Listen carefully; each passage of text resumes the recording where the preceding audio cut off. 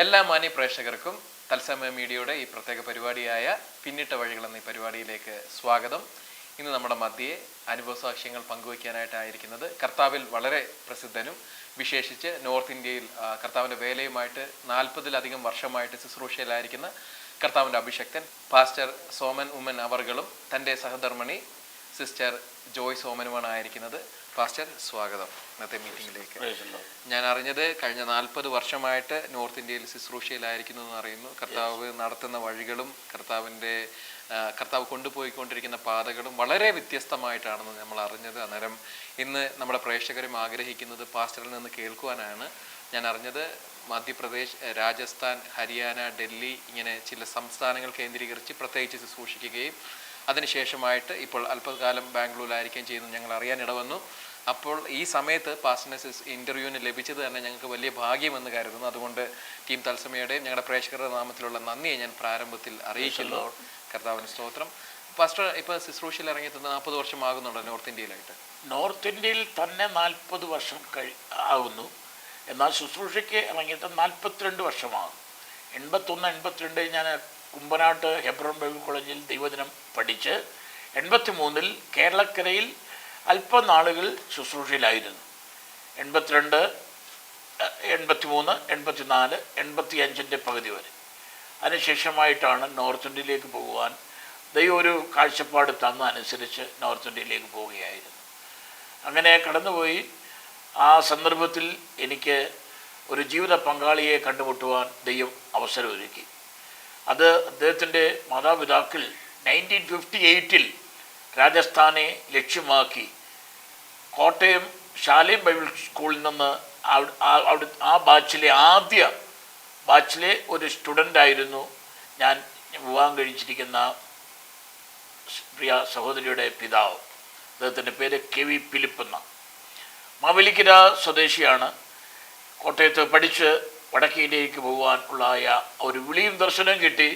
അദ്ദേഹം 1958-59 കാലഘട്ടങ്ങളിൽ നോർത്ത് ഇന്ത്യയിൽ ഉദയ്പൂർ എന്ന സ്ഥലത്ത് എത്തിച്ചേർന്നു. കോട്ട, ഉദയ്പൂർ, ജോധ്പൂർ ഇങ്ങനെ പല സ്ഥലങ്ങളിൽ സഞ്ചരിച്ച് പ്രവർത്തിച്ച അവസാനം ജോധ്പൂരിനെ കേന്ദ്രമാക്കി പുള്ളി പ്രവർത്തനം വളരെ വിശാലമാക്കി. നോർത്ത് ഇന്ത്യയിൽ അറിയപ്പെടുന്നൊരു മാന്യ ദൈവദാസനായിരുന്നു.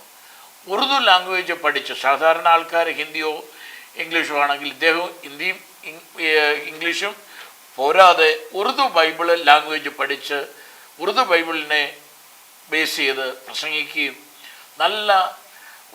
നല്ല വാക്ചാതുര്യമുള്ള ഒരു അനുഗ്രഹിക്കപ്പെട്ട ദൈവവൃത്തൻ.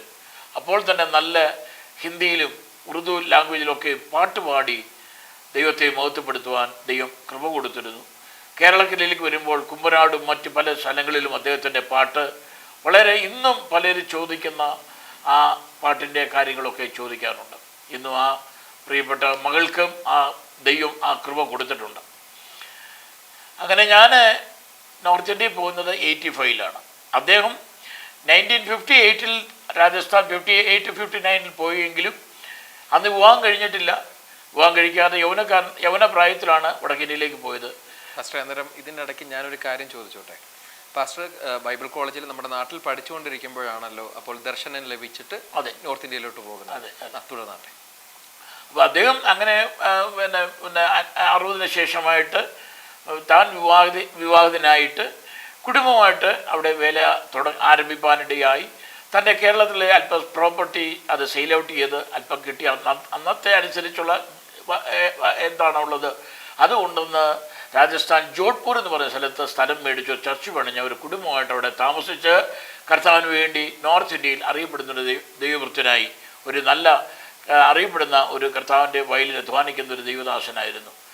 എന്നാൽ താമസം വിന ദൈവം ആ കുടുംബത്തെ അനുഗ്രഹിച്ചു. 5 കുഞ്ഞുങ്ങളെ ദൈവം നൽകി കൊടുത്തു. മൂത്തത് 2 പെൺമക്കൾ, ഇരട്ട ട്വിൻസാണ് അവർ. മൂന്നാമത് ഒരു പെൺകുട്ടി, 4, 5 അങ്ങനെ 2 ആൺകുഞ്ഞുങ്ങൾ. ആ കുഞ്ഞുങ്ങളുടെ പ്രായപൂർത്തി ഒന്നും ആയിട്ടില്ല. അതിന് മുൻപ് ഈ ദൈവദാസൻ വേലയോട് ബന്ധത്തിലായിരുന്നെങ്കിൽ അപ്പോൾ തന്നെ ഒരു വലിയ മാരക രോഗത്തിന് താൻ പിടിക്കപ്പെട്ടു. Blood cancer പിടിക്കപ്പെട്ടു. 45 വയസ്സ് അദ്ദേഹത്തിന് ആയിട്ടില്ല. അതിനു മുമ്പാണ് ഈ ബ്ലഡ് ക്യാൻസർ പിടിച്ച 1.5-2 വർഷം താൻ ട്രീറ്റ്മെൻറ്റിനായി ബോംബെയിലും ഗുജറാത്തിലും പല ഇടങ്ങളിൽ ഒക്കെ അതിനുവേണ്ടി പരിശ്രമിച്ചു. പക്ഷേ യാതൊരു വിധത്തിലും രക്ഷപ്പെടുവാൻ കഴിയാതെ വന്ന അവസ്ഥയിലായി.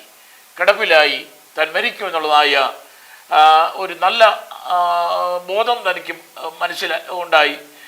അപ്പോൾ പുള്ളി പിന്നെ രണ്ടാമത് ചെയ്തത് തൻ്റെ ആ സ്വന്തം പ്രോപ്പർട്ടി, ചർച്ചും അതിനോട് അനുബന്ധിച്ച് എന്താണുള്ളത് അത് പൂർണ്ണമായിട്ട് IPC നോർത്തേൺ റീജിയനിലെ ശ്രേഷ്ഠന്മാരായ ദേവദാസന്മാരെ വിളിച്ച് first KT Thomas and first K Joy or മറ്റ് പലരെ ക്ഷണിച്ച് ആ പ്രോപ്പർട്ടി എഴുതി അവർക്ക് കൈമാറി. ആ സന്ദർഭത്തിൽ മാർത്തോമ ചർച്ചുകാർക്ക് ചർച്ചില്ലാതെ അവർ ഭാരപ്പെടുകയായിരുന്നു.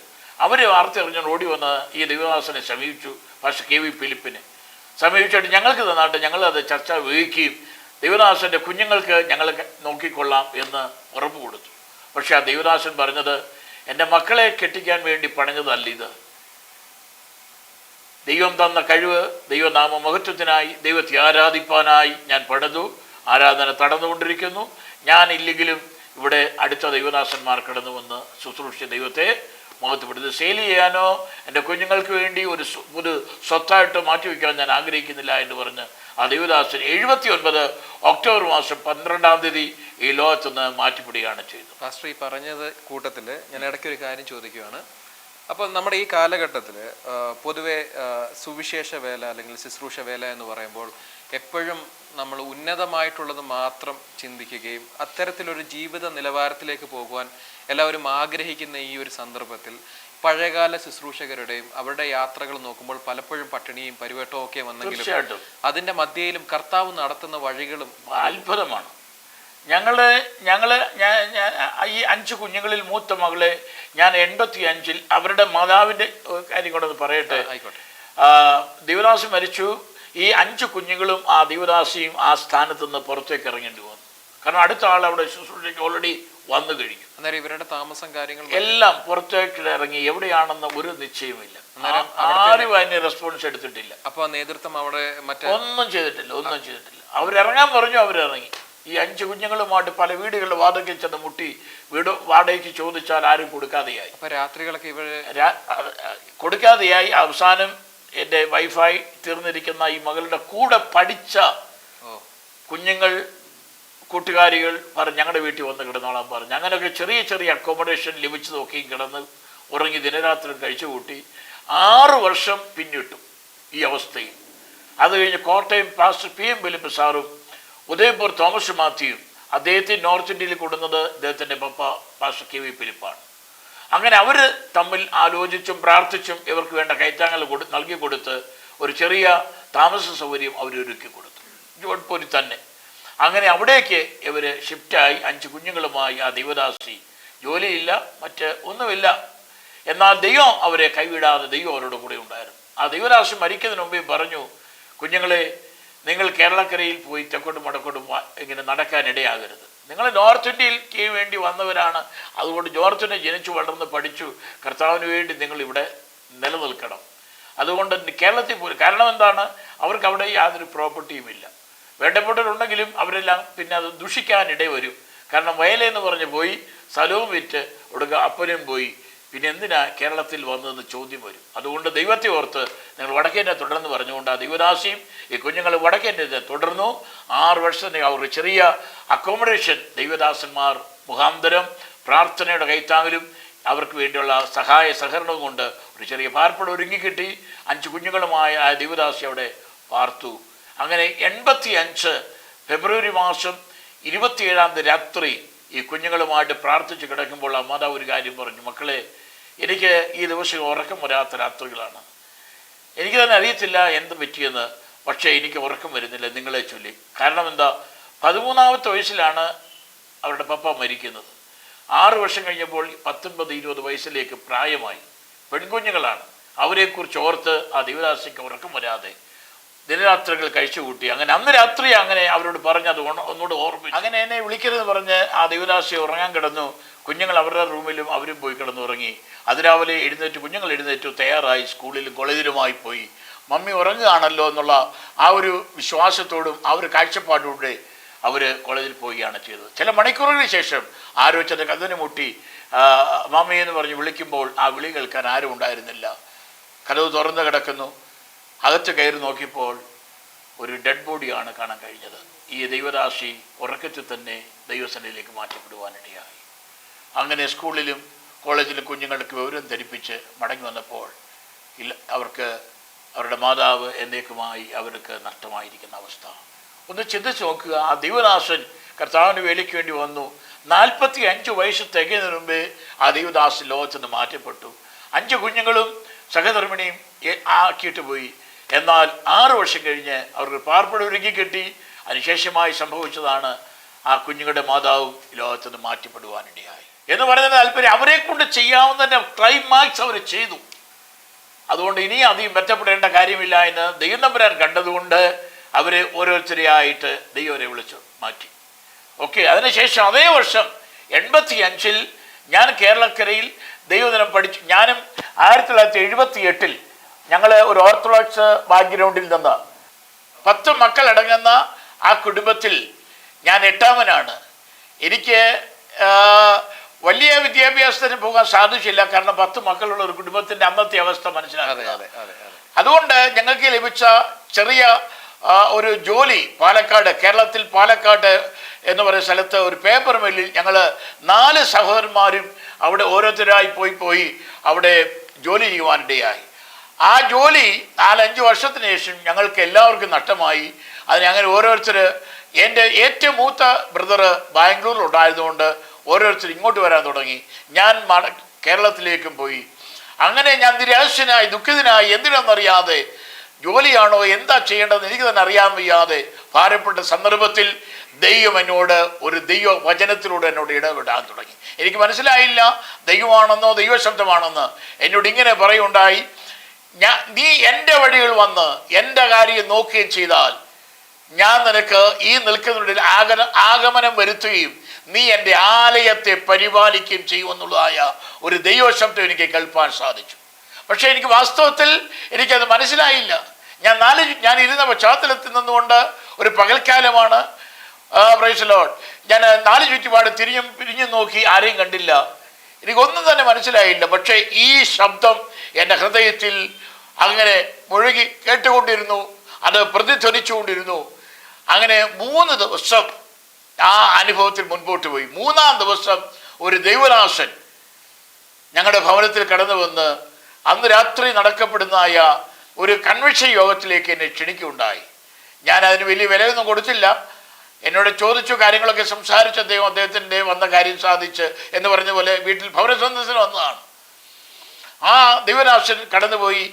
ഞാൻ സാധാരണ സിനിമയ്ക്കോ ടൗണിലൊക്കെ കറങ്ങി സമയം നേരം കളഞ്ഞ് വളരെ ദുഃഖിതനായി നിരാശനായി ഭവനത്തിൽ വരും. പക്ഷേ അന്ന് എനിക്ക് ഹൃദയത്തിൽ ദൈവാത്മാവ് ഇടപെട്ടതുകൊണ്ട് എന്നെ ആ യോഗത്തിലേക്ക് പോകാൻ ദൈവം ആത്മാവിനെ നിർബന്ധിച്ചു.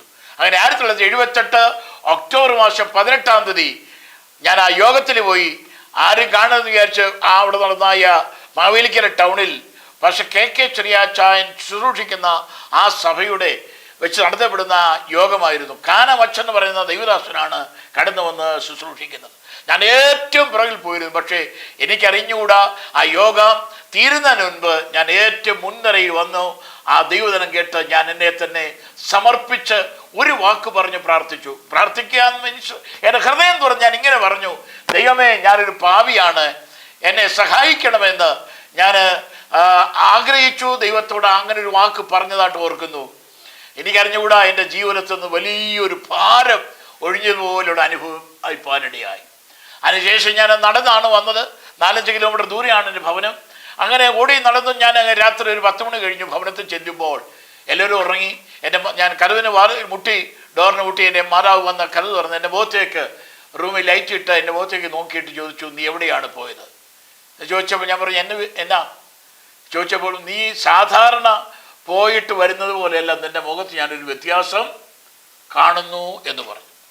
അപ്പോൾ ഞാൻ പറഞ്ഞു, ഞാനൊരു പ്രാർത്ഥനയ്ക്കാണ് പോയത്. സാധാരണ സിനിമാശാലയിലോ മറ്റു കൂട്ടുകാരുമായി ടൈം പാസിനെ പോകുമായിരുന്നു. പക്ഷേ ഇന്ന് രാത്രി ഞാൻ പോയത് ഒരു പ്രാർത്ഥനയ്ക്ക് പോയതാണെന്ന് പറഞ്ഞു. ഓക്കെ, നല്ല കാര്യം, ചോറ് കഴിച്ചിട്ട് പോയി കിടക്കാൻ പറഞ്ഞു. അങ്ങനെ ഞാൻ ഭവനത്തിലേക്ക് കയറിയതിന് ശേഷം എനിക്ക് തോന്നി ബൈബിൾ ഒന്ന് വായിക്കണമെന്ന്.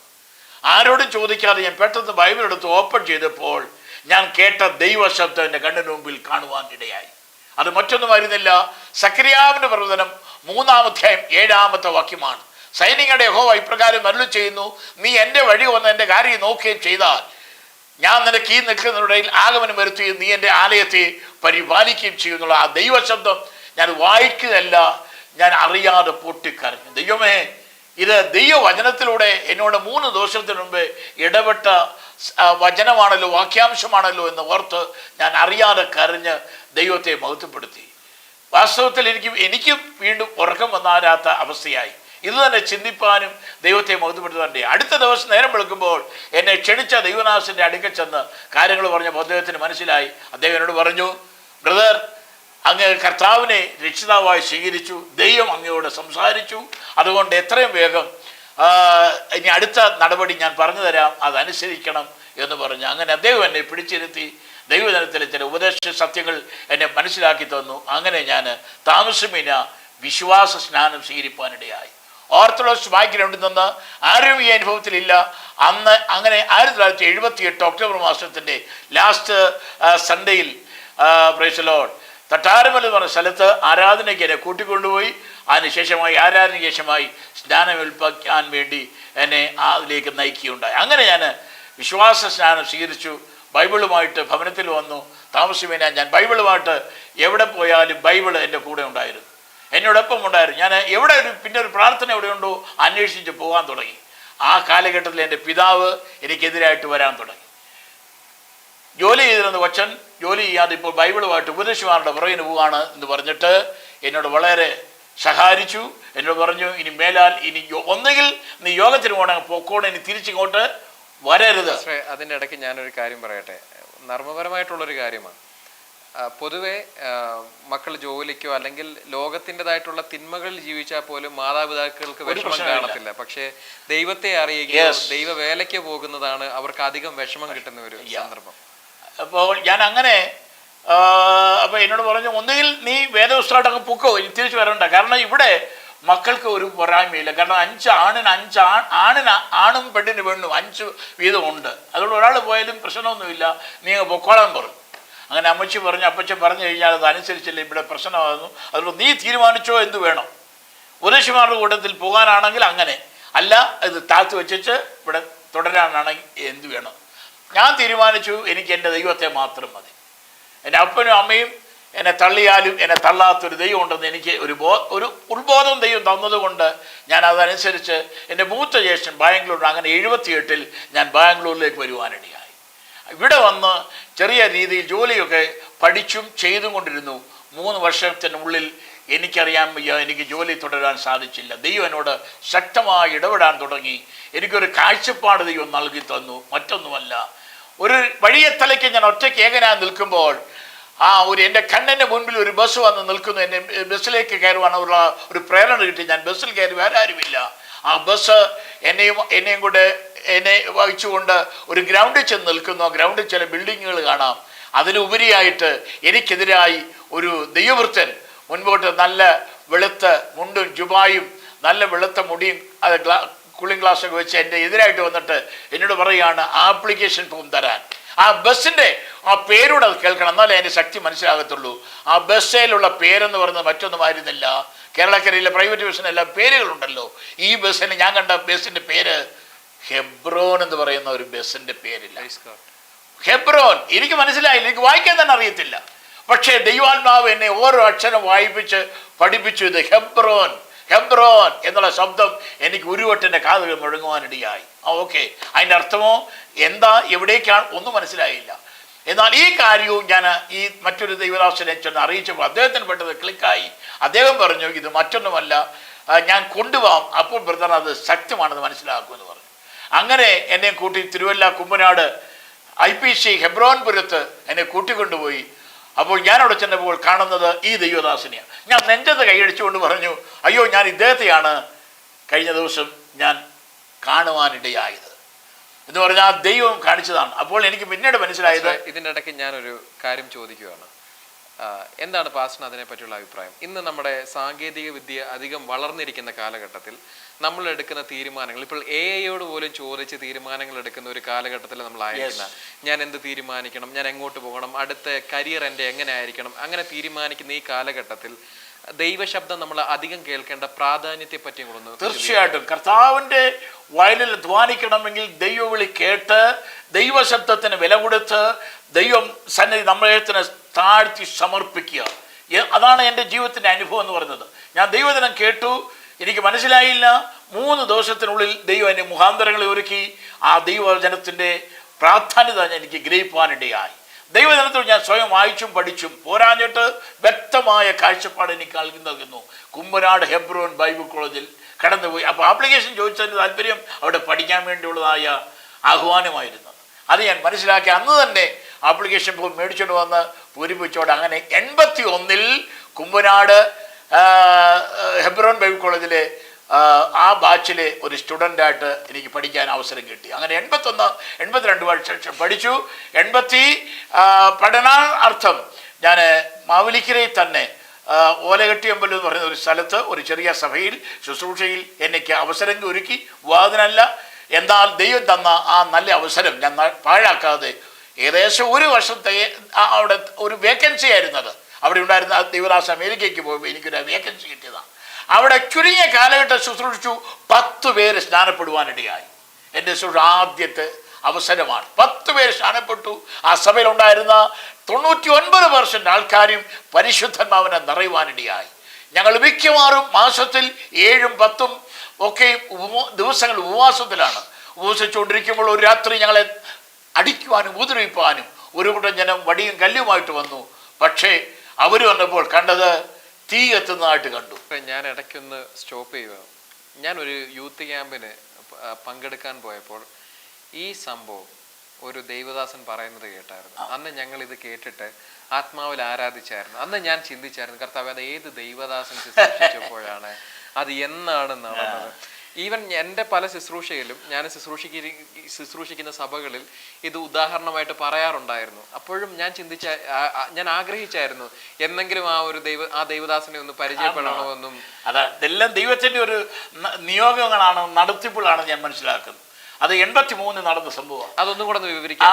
അവിടെ ഒരു ലൈറ്റ് ഇല്ല, ഒരു കസേരയില്ല, ഒരു ചെറിയ ഒരു ബൈബിൾ വെക്കാൻ ഒരു ചെറിയ ടേബിളും അത് മാത്രമേ ഉള്ളൂ. ഞങ്ങൾ രാവിലെ 9 മണിക്ക് പ്രാർത്ഥന തുടങ്ങിയാൽ രാത്രി 9 മണി വരെ പ്രാർത്ഥനയും ആരാധനയുമാണ്. നീണ്ട പ്രസംഗങ്ങളൊന്നുമില്ല. ദൈവം തരുന്ന ചില വാക്യാംശങ്ങൾ എടുത്ത് ഓർമ്മിപ്പിക്കും, ജനം ആരാധിക്കും, പാട്ടുപാടും, പ്രാർത്ഥിക്കും, ദേശത്തിന് വേണ്ടി എഴുതുന്ന കരഞ്ഞത്. അങ്ങനെയാണ് 10 പേര് സ്നാനപ്പെടുവാനും 1-2 പേര് ഒഴികെ ബാക്കി എല്ലാവരും ആത്മാവിൽ നിറയുവാനിടയായി. അതിൻ്റെ അനുഭവമാണ് ഞാൻ പറഞ്ഞത്. അങ്ങനെ ആരാധിക്കുന്ന ഒരു രാത്രിയിൽ സുവിശേഷ വിരോധികൾ ഞങ്ങളെ അടിക്കാനും ഉപദ്രവിക്കാനും ഇത് തല്ലി തകർക്കാൻ വേണ്ടി വന്നവരാണ്. ലൈറ്റില്ല, അവിടെ ഒന്നും ക്രമീകരണമില്ല. ദൈവം അവിടെ ഉണ്ടായിരുന്നു ഞങ്ങളുടെ നടുവിൽ. അതുകൊണ്ട് അവർക്ക് മനസ്സിലായി ഇവിടെ തീ പിടിച്ചത്. അങ്ങനെ ഞങ്ങൾ അറിയുന്നില്ല. ഞങ്ങളെ യോഗം ധാരണ നിർത്തുന്ന പോലെ നിർത്തി ഞങ്ങളെല്ലാവരും പിരിഞ്ഞു പോയി. ഞാൻ ഈ പറഞ്ഞത് മാവേലിക്കര ഓലകെട്ടിയമ്പലം എന്ന് പറയുന്ന സ്ഥലത്തുള്ളതായ IPCയുടെ ഒരു ലോക്കൽ ചെറിയ ചർച്ചിലാണ്. ആ സഭയുടെ ഒരു മെമ്പറായിരുന്നു HMI ഹോസ്പിറ്റൽ മിനിസ്റ്റർ ഓഫ് ഇന്ത്യയുടെ ഡയറക്ടറായിരിക്കുന്ന MP ജോർജ് കുട്ടിയുടെ ലോക്കൽ ചർച്ചാണ്. അദ്ദേഹത്തിൻ്റെ പിതാവ് ചാക്കോച്ചായൻ, അദ്ദേഹം അടുത്ത ദിവസം മാർക്കറ്റിൽ ഞങ്ങൾക്ക് ഉപവാസത്തിലിരിക്കുന്നവർക്ക് കുടിക്കാൻ നാരങ്ങ മേടിക്കാൻ പോയപ്പോൾ ആ മാർക്കറ്റിൽ വെച്ച് ചോദിച്ചു, അച്ചായൻ്റെ കൊട്ടിപ്പാട്ടുകാരുടെ ഇടയിൽ തീ എത്തിയതായിട്ട് ഞങ്ങൾ അറിഞ്ഞു, അച്ചായനൊന്നും തീ പിടിച്ചില്ലയോ എന്ന് ചോദിച്ചു. അപ്പോൾ അദ്ദേഹത്തിനൊന്നും മനസ്സിലായില്ല തീ പിടുത്തവും കൊട്ടിപ്പാട്ടും എന്ന് കേട്ടപ്പോൾ.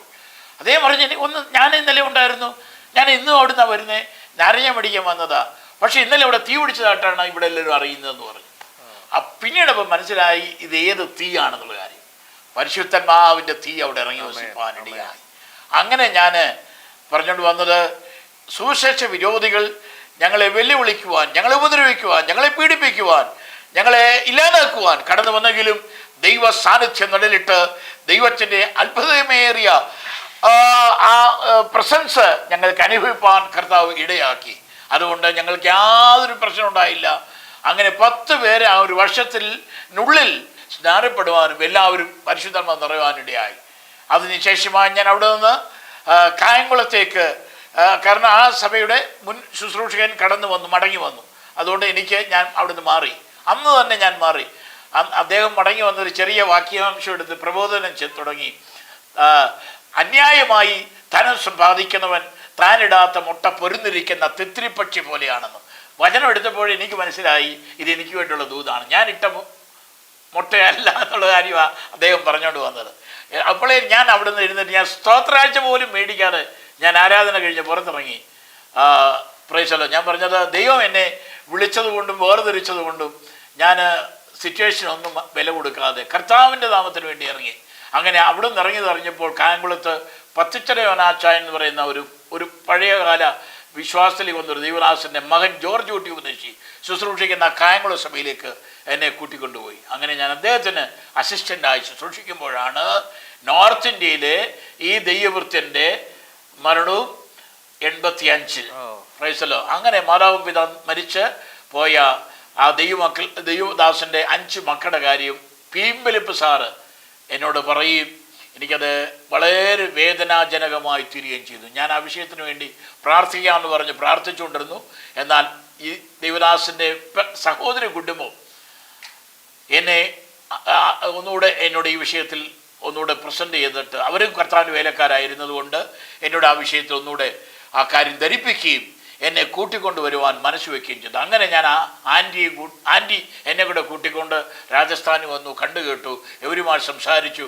അപ്പോൾ പറഞ്ഞത്, ഞങ്ങളുടെ മാതാവും പിതാവും കർത്താവിൻ്റെ വേലയിൽ ഈ വടക്കേന്ത്യയിലായിരുന്നു, ഞങ്ങളും ആ മാർഗത്തിൽ തന്നെ തുടരുവാൻ, കർത്താവിന് വേണ്ടി എന്തെങ്കിലും ചെയ്യുവാൻ ദൈവം അനുവദിച്ചാൽ ഞങ്ങൾക്ക് അതാണ് താല്പര്യം എന്ന് പറഞ്ഞു. ലോകപ്രകാരം ഒരു ജോലിയൊന്നും അവർ ആഗ്രഹിച്ചില്ല. എൻ്റെ വൈഫ് മ്യൂസിക്കൽ BA എടുത്തതാണ്. നല്ല പാടുവാൻ റേഡിയോയിലൊക്കെ പാടി നല്ല പ്രൈസൊക്കെ വാങ്ങിയിട്ടുണ്ട്. അങ്ങനെ ദൈവം കൊടുത്ത ആ പിതാവിൽ നിന്ന് കിട്ടിയ ആ അനുഗ്രഹം കുഞ്ഞുങ്ങളെല്ലാവരും നല്ലവണ്ണം ഹിന്ദിയും ഇംഗ്ലീഷും നല്ലവണ്ണം പാടി ദൈവത്തെ മഹത്വപ്പെടുത്തും. അങ്ങനെ ശുശ്രൂഷയ്ക്ക് ഒരു വലിയ പ്രയോജനമുള്ളതായിട്ട് മനസ്സിലായി. ഞാൻ മടങ്ങി വീണ്ടും കേരളത്തിൽ വന്ന് 10 ദിവസം ഉപവാസമെടുത്ത് പ്രാർത്ഥിച്ചു ദൈവത്തിൻ്റെ ഹിതം അറിയുവാൻ. കാരണം എന്നെ അറിയാവുന്ന എൻ്റെ സഹോദരങ്ങളും എനിക്കുള്ള പ്രിയപ്പെട്ടവരും എല്ലാവരും എന്നെ വളരെ നിരുത്സാഹപ്പെടുത്തി. കാരണം എന്നാണ്, വിവാഹം കഴിക്കണമെങ്കിൽ കേരളത്തിൽ പെൺകുട്ടികളില്ലേ, വടക്കേന്ത്യ പോകണോ എന്ന് ചോദിച്ചു. 1. 2, ഏത് വിധത്തിലുള്ള പെൺകുട്ടിയാണ്, അപ്പനില്ല, അമ്മയില്ല, വലിയ ഫിനാൻഷ്യൽ സിറ്റുവേഷൻ ഒന്നുമില്ല, ഇങ്ങനെയുള്ള എന്താണ് ഉദ്ദേശിക്കുന്നത്? മാത്രമല്ല ഇത് മൂത്ത പെൺകുട്ടിയാണെങ്കിൽ മറ്റുള്ളവരുടെ ഉത്തരവാദിത്വം കൂടെ നിന്റെ തോളിലിരിക്കുന്ന കാര്യം ഓർത്തോണമെന്ന് പറഞ്ഞ് എന്നെ ചലഞ്ച് ചെയ്ത് എന്നെ വേദനപ്പെടുത്തി.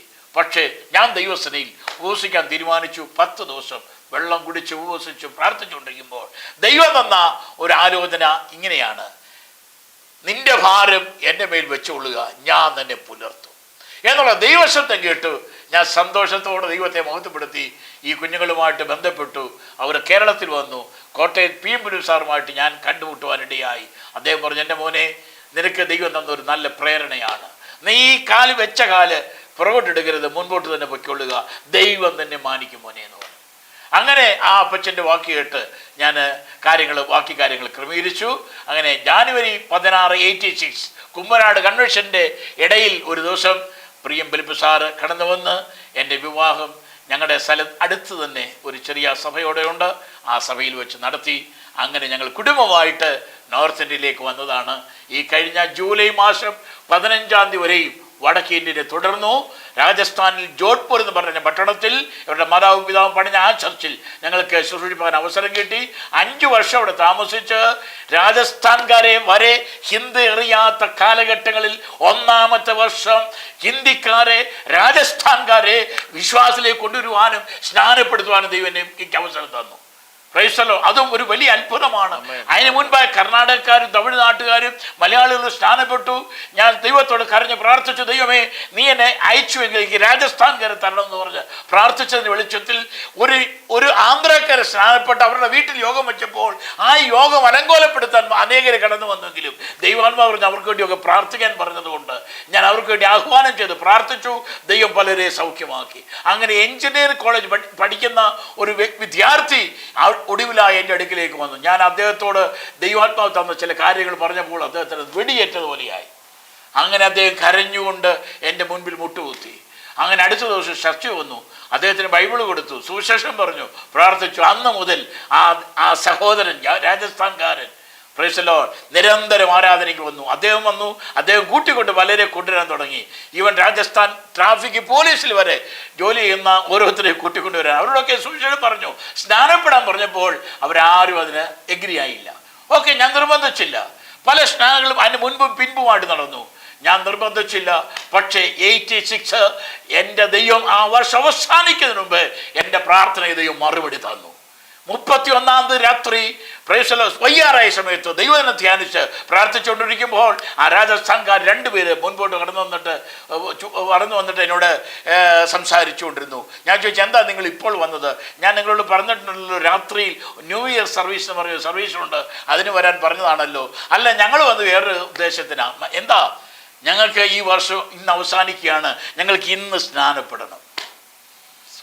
കൊടും തണുപ്പാണ്. എനിക്ക് ഹിന്ദി വേണ്ട വിധത്തിൽ അറിയത്തില്ല. അറിയാവുന്ന രീതിയിൽ അവരെ പറഞ്ഞ് മനസ്സിലാക്കി.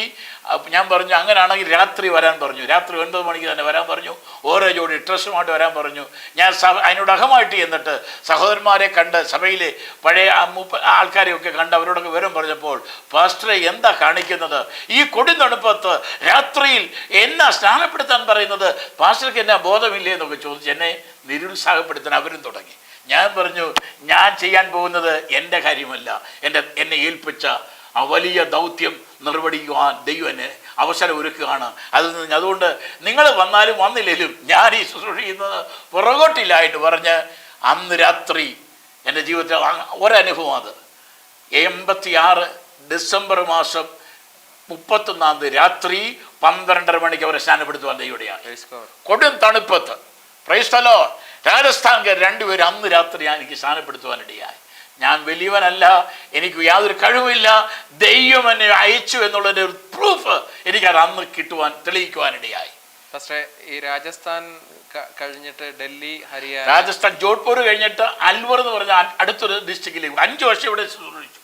5 വർഷത്തിന് ശേഷം ആ രാജസ്ഥാനിൽ തന്നെ അൽവർ എന്ന് പറഞ്ഞ സ്ഥലത്ത് പോയി. പക്ഷേ രാജസ്ഥാനില് പാസ്റ്ററിനെ പറയപ്പെടുന്ന മറ്റൊരു വാക്കുണ്ടല്ലോ, അവിടുത്തെ ബൈബിൾ ഡിക്ഷണറി എന്ന വാക്ക് അവിടുത്തെ. അത് ദൈവം തന്നൊരു കഴിവ് കൃപയും മാത്രമാണ്.